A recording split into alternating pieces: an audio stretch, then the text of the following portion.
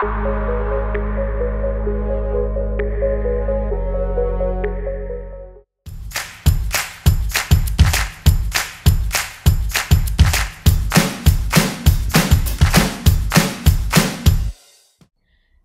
everyone. I am Rosie from FIMS Hospital. Welcomes you all in this session. तो आज हम इस video के द्वारा आप सबको हाइपरटेंशन के बारे में कुछ बताने वाले हैं। जैसा कि मई चल रहा है अभी, तो मई हाइपरटेंशन अवेयरनेस मंथ भी जाना जाता है। तो इसके लिए आज हम बात करेंगे अपने subject expert doctor Amit Saxena से। Hi sir, good evening, how are you sir? I am fine. बहुत बढ़िया, आपने टॉपिक चूज किया इस बार, और ये बहुत आम प्रॉब्लम है और बहुत राइजिंग प्रॉब्लम है पूरे वर्ल्ड की। आमतौर पे इंडिया में भी हम और पूरे वर्ल्ड की पॉपुलेशन देखें तो कम से कम 20 से 25% लोग जो है इस समय हाई ब्लड प्रेशर से ग्रसित हैं, जिसको कंट्रोल करने का पूरे वर्ल्ड ने लक्ष्य किया हुआ है। इसीलिए ये हाइपरटेंशन अवेयरनेस मंथ मनाया जाता है, जिससे कि लोगों को अवेयरनेस पहुंचे कि हाई बीपी क्या होता है और उसके नुकसान क्या होते हैं, उससे कंट्रोल कैसे किए। जी सर, क्या आप हमें थोड़ा हाइपरटेंशन के बारे में कुछ बता सकते हैं हमारी ऑडियंस को कि दैट व्हाट इज हाइपरटेंशन? देखिए, हाइपरटेंशन को आम भाषा में हम लोग हाई बीपी बोलते हैं, या हिंदी में उच्च रक्तचाप भी बोलते हैं। इसका मतलब कि ब्लड प्रेशर बॉडी में राइज करना। एक नॉर्मल लिपिड्स गवर्नमेंट ने, वर्ल्ड ने डिसाइड कर रखी है, इसके ऊपर अगर बढ़ेगा तो वो बॉडी को नुकसान करेगा। उसको हम जो है हाइपरटेंशन बोलते हैं। इसका मतलब ये भी होता है कि ब्लड को हार्ट कितनी जोर से पंप कर रहा है और आर्टरीज में कितनी जोर से जा रहा है बॉडी में। तो ये एक मेजर होता है कि बॉडी में ब्लड प्रेशर कितना है, इसका मतलब और बीमारियां कितनी हो सकती है। Sir, what all can be the risk factor for hypertension? क्या कुछ कारण ऐसे हैं, क्या रिस्क फैक्टर हैं जिनकी वजह से हाइपरटेंशन हो सकता है? कई सारे रिस्क फैक्टर्स होते हैं इसके। वैसे दो तरह का हाइपरटेंशन होता है। जो आम जनता को 90% लोगों को होता है, वो लाइफस्टाइल की वजह से होता है।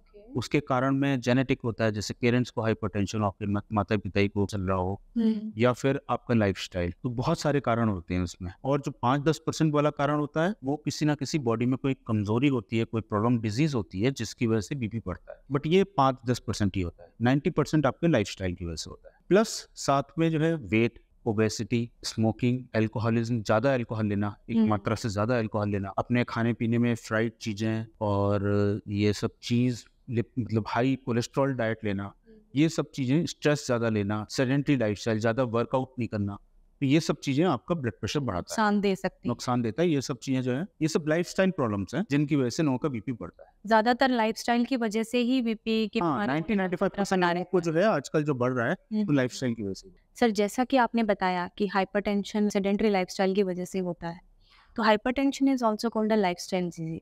आपके इसके बारे में क्या विचार है?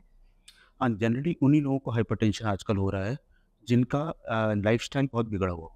जैसे जो लोग वर्किंग नहीं करते, ज़्यादा चलना फिरना नहीं करते, ज़्यादातर बैठे रहते हैं, ऑफिस वर्क है जिनका, जो टेंशन्स बहुत लेते हैं ऑफिस या दुनिया भर की टेंशन्स, जिनका स्क्रीन टाइम बहुत है मोबाइल या लैपटॉप के सामने, नींद पूरी नहीं होती है, तो ऐसे लोगों को ब्लड प्रेशर बढ़ जाता है। या खाने पीने की वजह से, खान पीन में अगर आपका जो है जंक फूड का मटेरियल ज़्यादा है, या फ्राइड चीज़ें ज़्यादा लेते हैं, जैसे पैकेज फूड्स आता है, नमकीन है, भुजिया है, चिप्स हैं, बर्गर, पिज़्ज़ा, इन सब चीज़ों को ज़्यादा सेवन करने से वेट भी बढ़ता है। वेट बढ़ता है तो हार्ट को ज़्यादा पंप करना पड़ता है, तो प्रेशर बढ़ता है। तो ये सब बीमारियां जो हैं हाइपरटेंशन से रिलेटेड, ये आपकी लाइफस्टाइल की वजह से हैं। सर, मैं आपसे पूछना चाहूँगी कि हाइपरटेंशन की वजह से इफ़ इन एनी केस किसी को हाइपरटेंशन अनफॉर्चुनेटली हो भी जाता है, तो उसकी वजह से कोई बीमारी ऐसी है जो हो सकती है? देखिए, मैं बताना चाहता हूँ इसमें कि आजकल यंग लोगों को भी बहुत हाइपरटेंशन होने लगा है। हाँ जी। मतलब 130 के ऊपर बीपी होना बड़ी आम बात हो गई 25-30 साल के प्लस एजेस में। वैसे आमतौर पे बोलते थे कि हाई एज में, एल्डरली एज में ही बीपी हाई होता है, बट आजकल यंग लोगों को भी बहुत होने लगा। यंग में भी हो सकता है? हाँ, 30-40 साल में बड़ा कॉमन हो गया बीपी हाई होना। और 60-70 साल तक तो होता ही होता है काफ़ी। जी। हाइपरटेंशन दो तरह से नुकसान करता है। एक तो जो एकदम से बहुत ज़्यादा बढ़ जाए, एक्यूटली बहुत ज़्यादा बढ़ जाए, 1-2 दिन के अंदर ही किसी का बीपी 180, 200 के ऊपर चला जाए, तो इतना हाई बीपी पहुंचना ना एक इमरजेंसी हो जाती है। वो किसी भी एज ग्रुप में हो सकता है, कहीं 40-50 की एज ग्रुप में, या 70-80 साल प्लस भी हो सकता है। उसको कोई डिफाइंड एज नहीं है सर? उसकी कोई डिफाइंड एज नहीं है। ये एकदम से ये एक इमरजेंसी हो जाती है, जिसमें एक्यूटली बीपी को कम करना चाहिए, वरना कहीं ब्रेन में कोई हेमरेज ना हो जाए, या फिर हार्ट की प्रॉब्लम ना हो जाए, एकदम हार्ट फेल हो सकता है।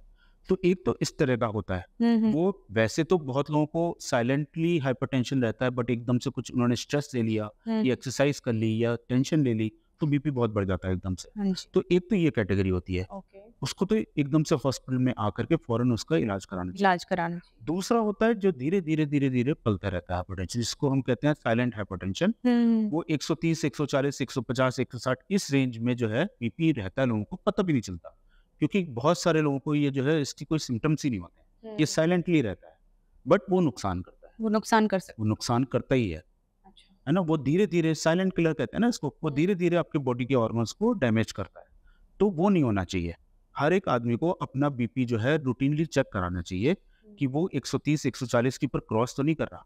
अगर उसके ऊपर क्रॉस कर रहा है और अक्सर रहता है तो उसको दवाई लेना चाहिए या लाइफस्टाइल से इसको कम करना चाहिए, अदरवाइज वो कुछ ना कुछ बॉडी में डैमेज करेगा ही करेगा। ओके सर, लाइफस्टाइल में हमें क्या चेंजेस लाने चाहिए कि हाइपरटेंशन ना हो, और प्रिकॉशंस ऐसी जो हम यूज़ कर सकें कि उससे हम हाइपरटेंशन से बच सकते हैं?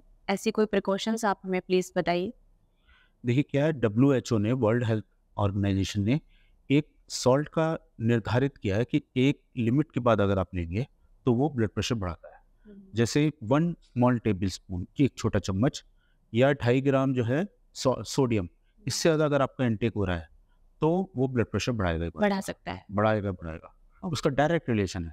बट हम इंडियंस जो है अगर अपनी डाइट में 8 से 10 ग्राम तो कम से कम लेते ही लेते हैं नॉर्मल फूड में। प्लस ऊपर से कई लोगों की आदत होती है नमक ज़्यादा डालने की, ठीक है ना, सॉल्ट अपने सैलेड्स में डालें वगैरह में भी ऊपर, या आजकल नमकीन, भुजिया, अचार, जितनी भी चीज़ें हैं वो सब हाई सॉल्ट इंटेक वाली आती है, या पैकेज फूड्स भी आजकल आने लगे। तो उन सब चीज़ों को अगर हम प्रिवेंट करेंगे और अपने डाइट में फ्रूट्स और वेजिटेबल्स और सैलेड्स, ठीक है, इनका सेवन ज़्यादा करेंगे, नेचुरल चीज़ों का, रफेज का, हाई रफेज का, तो हमारा बीपी काफ़ी हद तक कंट्रोल में रह सकता है।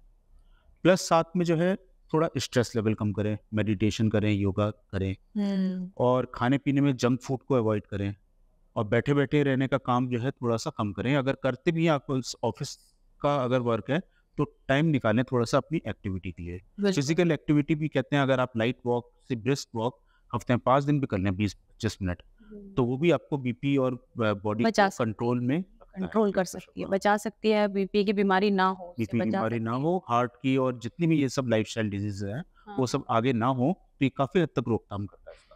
सर, मैं ये मानती हूँ कि फिम्स हॉस्पिटल के माध्यम से जो हम आम जनता को हाइपरटेंशन कंट्रोल करने के फ़ायदों के बारे में अगर बता पाएँ, समझा पाए हैं, तो वो उनके लिए बहुत ही फ़ायदेमंद होने वाला है।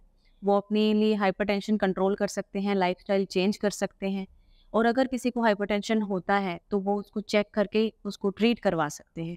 तो मैं मानती हूँ कि ये इन्फॉर्मेशन जो आपने इतनी हमें दी है, जनता के लिए काफ़ी लाभदायक होने वाली है। हाँ, ये हाइपरटेंशन अवेयरनेस मंथ चल रहा है, और अच्छा है इसके ज़रिए हम आम जनता तक ये मैसेज पहुँचा पाएँ कि अपना ब्लड प्रेशर को कंट्रोल करना बहुत ज़रूरी है, वरना ये धीरे-धीरे बॉडी को बहुत नुकसान करता है। जी, thank you so much sir.